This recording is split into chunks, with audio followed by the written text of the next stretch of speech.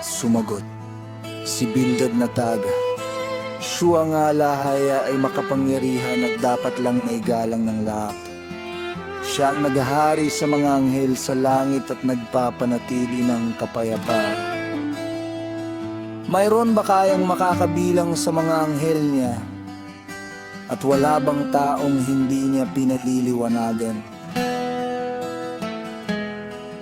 Kung ganon, paano magiging matuwid ang tao sa paningin ng alahaya? Paano magiging malinis ang tao?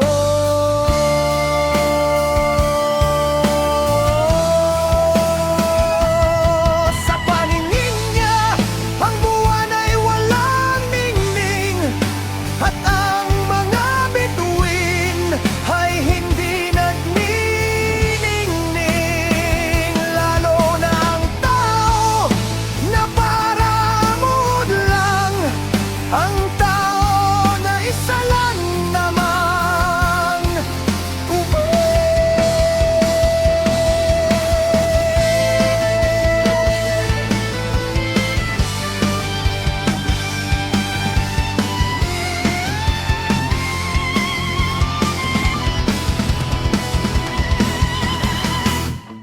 tunay ngang natulungan ngang mahina, inilitas mo ang taong walang lakas.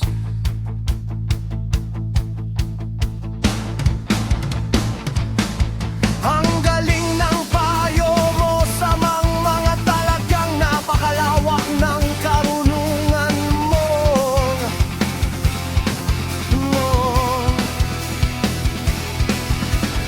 Sino ang tumulong sa'yo para masabi mo ang mga ito?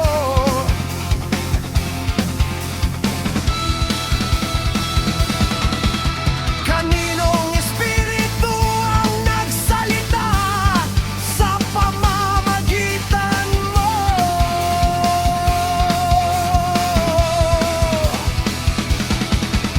Nanginginig sa takot ang mga patay, pati ang mga nakatira sa ilalim ng tubig.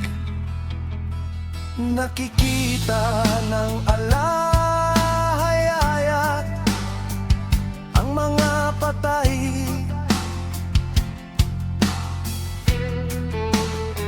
Hindi maitatago sa kanya ang lugar ng mga patay.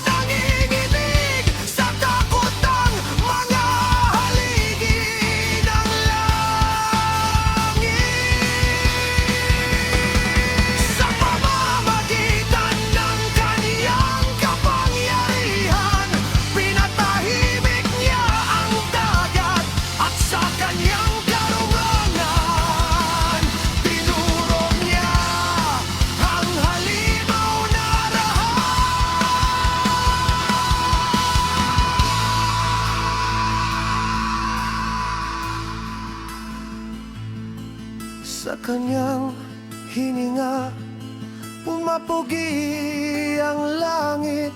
At sa kanyang kamay, pinatay niya ang tusong ahas sa langit.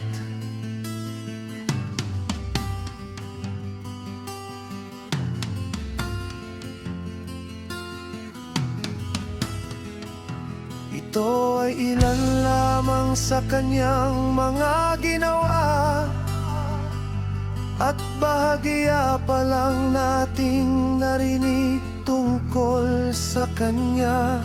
Sino kaya ang makakaintindi